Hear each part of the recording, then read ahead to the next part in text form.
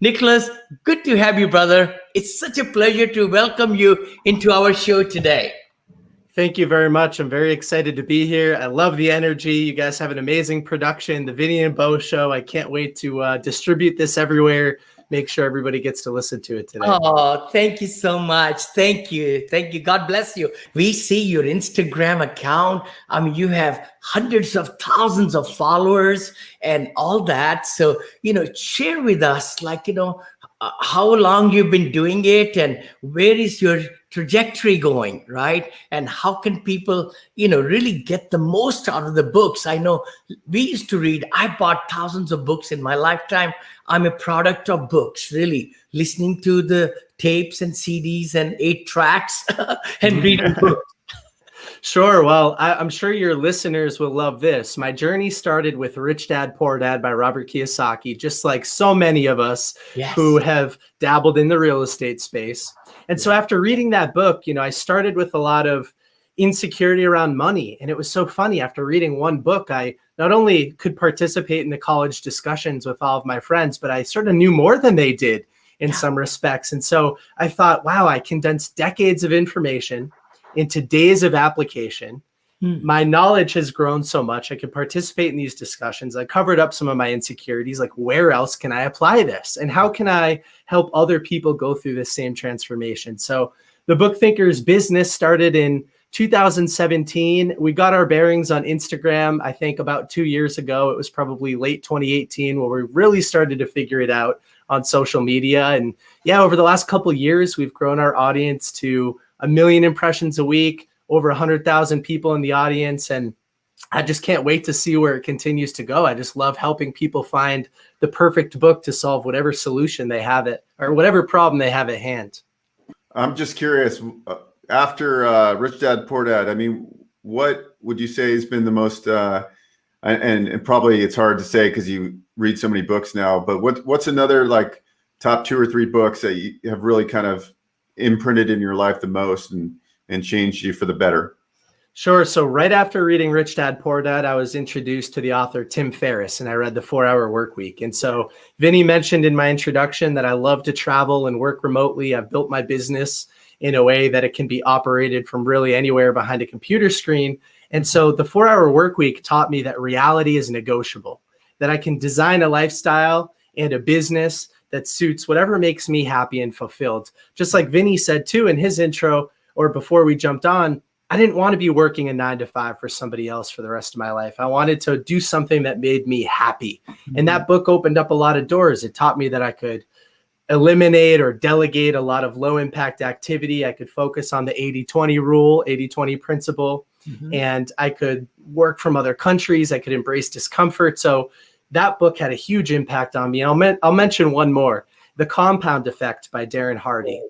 That book changed everything for me. So many of these books changed everything for me, but that book taught me the importance of delayed gratification and that small steps in the right direction over a long period of time will lead to disproportionate success, right? It teaches you the compound effect. And I love that example in the book that if you take a penny and you double it every single day for a month, you'll end up with like $10 million. And that just blows people's minds. But that could work in any other area of your life. It could work in your health, in your wealth, in your communication with people. And so those are some of my favorite books. It's so profound. Oh my gosh, compounding. I mean, you just said that penny example. It just struck me. Literally, when I read that also, it's amazing. And incrementally, we can grow each and every day, a little bit. And the compound effect of that incremental change in our life, what you just said, Nick, is amazing. And that's where we will be changing our life for the best life ever. We only have one life right here, this time, this moment. We should never worry about yesterday. I mean, when yesterday was there, we should have worried then. Yes, I agree. I mean, if we didn't worry then, don't feel guilty about it. Just think about today, right now. I love the book Power of Now, by the way, by Eckhart Tolle. My wife and I were discussing this morning, before breakfast. And she says, I really like Eckhart Tolle. She's been listening and watching, Oprah Winfrey and Eckhart Tolle's, I think they've come up with a book and all that and listening. the same thing is true for that Power of Now book. You want to say any comments, Beau? You've read it too, buddy, right? Well, no, what I was going to say is that it's actually, I love these kind of conversations and these guests, because this is what I'm more interested in. I mean, I do real estate finance for a living, but I'm really more into like personal development. And like when I was growing up, I just didn't like school. It wasn't a good fit for me. It didn't intrigue me. And as I got older, I became a student. I didn't become a student till probably 30 years old. And I never opened books. And now it's like, it's such a game changer to, like, when you're passionate about something, to be able to learn about something you're passionate versus some curriculum that's really not applicable to your life that people are forcing upon you. So it sounds like what you're doing almost is creating a school for entrepreneurs or people that want to improve, right? Personal development. Can you kind of talk to us about that? Because I find that very fascinating. And I know, like, we're always on a personal development. It's either a mindset, right? By Carol Dweck, right? Dweck, yeah. Dweck mindset, and your closed or growth mindset, right? And so people that stop learning, like if Vinney didn't keep learning, after he was 40 or 50, right? He's still learning today. And I think that's an important thing to really dive into, is that if your growth mindset, the sky's the limit, and you can create these virtual realities or these real world realities, right? Where you don't need to work a 9 to 5. You could be in Colombia, you could be in Mexico, you could be on the beach working from your laptop. And in my mind, that's what I wanted to do. I haven't done it as effectively as you. So I'd like to talk about that. And I'd also like to talk about, your school and what the vision is with that. I'm really interested. Sure. So the fixed versus growth mindset, Carol Dweck thing, was a really important realization for me early on. And that's why I love shows like this, by the way, because I discovered that book through a podcast called The Science of Success. And when the host talked about that difference between the fixed and the growth mindset, I said, wow, I have a fixed mindset in so many different areas of my life. And recently, science has unveiled the fact that neuroplasticity is a real thing. Our brains can change over time. We used to think that we were born with a certain set of skills and a certain brain and it couldn't change, but that's not true. And so once you remove that limited belief, the sky is the limit. And so by leveraging these books and this kind of experience, the cumulative experience that sits behind me in this video right now, anything is possible. Yeah. And so book thinkers, I mean, when I first started reading these books personally, I was talking about them on my personal social media. And I saw a lot of interest from people who realized that I had that inflection point. I changed drastically. They said, I want a little bit of that too. What books do you recommend for this? What books do you recommend for that? And so we started to gain a little bit of social momentum on Instagram a couple of years ago. And now Book Thinkers is providing book recommendations and summaries to, like I said, 1 million people a week. And the success stories from people coming back and saying, this book changed my life, or that recommendation changed my life. It's so fulfilling to know that reading isn't dead. People read a lot less than they used to, and we live in sort of that instant gratification society. But, Book Thinkers, I guess, is trying to make a push to make reading sexy again, to make young professionals realize that these books hold the power to really whatever they want in life. And so what are we doing right now? We're doing a couple things. We started our podcast about 1 year ago. And so we've had around 50 guests so far. We interview one author per week. And we've had some people in the real estate space like Grant Cardone on the show. And then we're also putting out a piece of technology soon that will act as a virtual bookshelf for people who are reading these books. Because one of the biggest problems in personal development is that reading becomes a form of entertainment instead of a form of behavior change. The goal for all of these books is to change your behavior. But sometimes you read these books and nothing changes. Why does that happen? There's a couple of reasons it happens, but people go into these books, they circle things, they highlight them. Maybe they even write down a couple notes and then nothing happens. So what our platform is going to do, it's going to allow a virtual bookshelf for you to log your biggest takeaways from each book. And then you can set systematic reminders that will push you notifications to review more frequently, sort of with diminishing frequencies, so you can retain more from the books you're reading. And then your subconscious starts to look for opportunities to implement this stuff. And it might pair one idea from Rich Dad Poor Dad, which I read 6 years ago, with maybe a book that I just finished today. And those kind of things can collide and create a new idea. And so we're just trying to extend the lifetime of your reading cycle. We're trying to use the principles of repetition to help you retain more information from the books you're reading. And so that's sort of the next step for us. And we're also thinking about a Book Thinkers University too, like an online thing. That'll be a lot of fun. Oh my gosh, Nicholas, that is so wonderful what you just said. I mean, when we read 100 page, 200 pages worth of book, you're so right. What are the three? Always in my mind, I just say, what are the three takeaways that I can implement in my habit, in my thinking, in my actions, so that I can be a better person, right? After reading that book. It's so profound what you're doing. I'm so fascinated how you're thinking that this is going to send reminders. I mean, we are creatures, we forget 17% of what we know today. In 3 days, we will only recapture 17%. And, so the reminders will be amazing, amazing, amazing. By the way, just to put a little blurb on it, Vinny is always selling, you see this little banner in the back. I just got it in the from the production. And I wrote this book, Positivity Brings Profitability. Anybody, if you'd like to, please look on the, Amazon.com. And my other book has 400 reviews now. 400. I know. Well, when you kind of presented it, man, I really thank you in my living room. A lot of people bought it, and we have 400 reviews worldwide. And I know, Nicholas, you also kind of shared that book on your platform. I really value you for that, buddy. Yeah. Yeah. Well, thank you. I have dabbled a little bit in real estate, so I do own a multifamily with a couple of friends of mine, and I'm getting more into the space. As I sort of mature in age and sort of mature in knowledge, I realize how important it is to read books like the two that you just referenced, and I'm happy that you wrote them.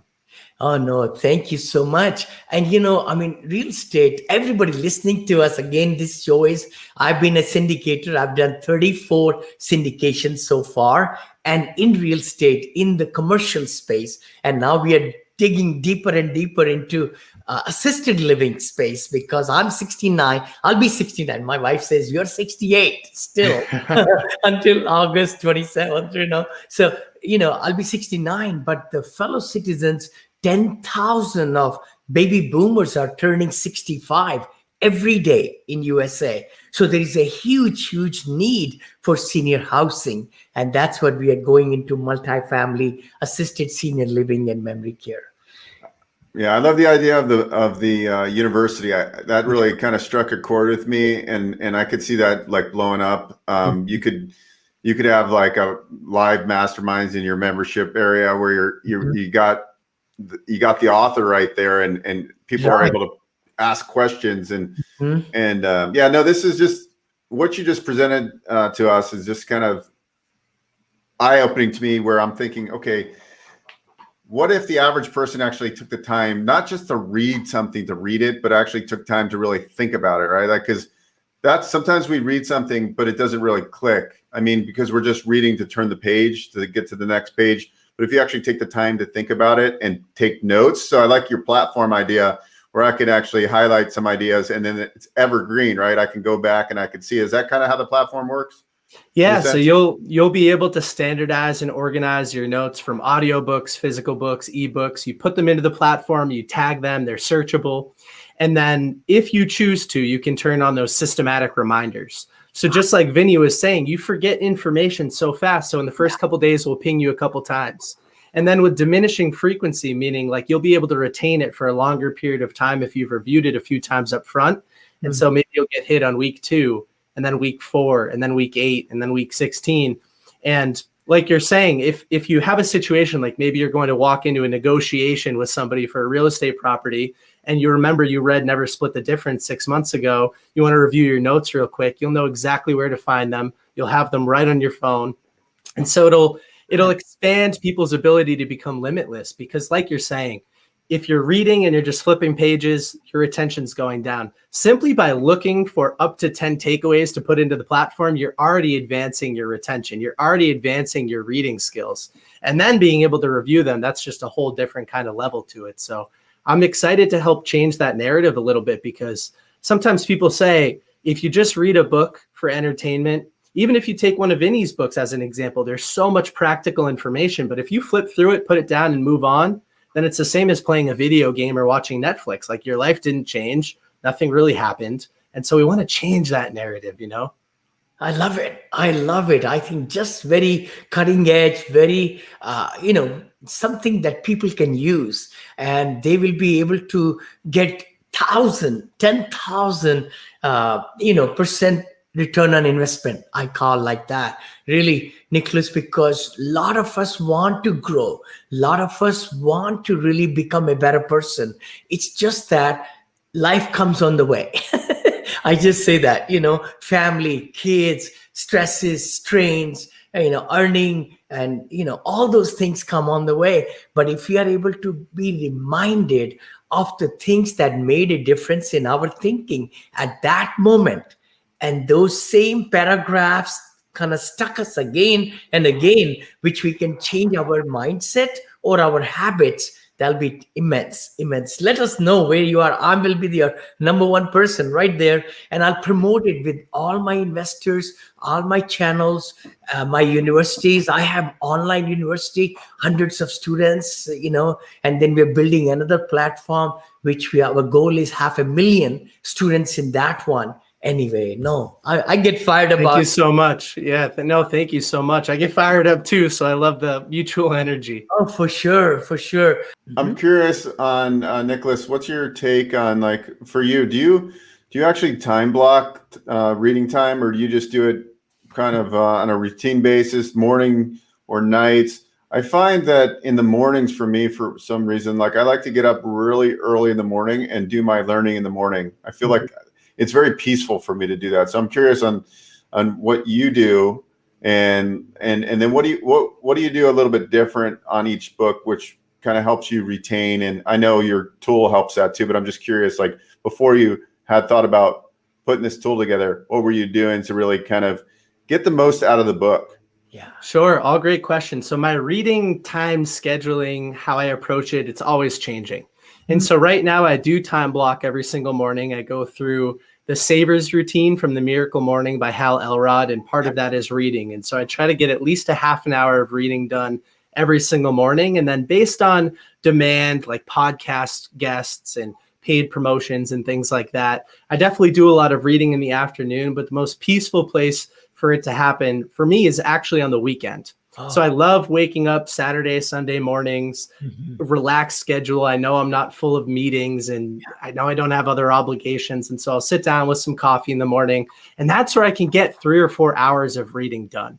That's my favorite. And as far as my approach, I'll never forget, I listened to this podcast about a guy, and I wish I could go back and find it, who removed the television from his living room and he put up bookshelves. Oh. And what he would do was he would read like a whole shelf of books, and then he would go back and he would review all of his biggest takeaways from those books in order. And he would write his biggest takeaways on the inside cover. And so that's what I started to do, was like I started to write my biggest takeaways on the inside cover, and then I moved them to an Evernote document.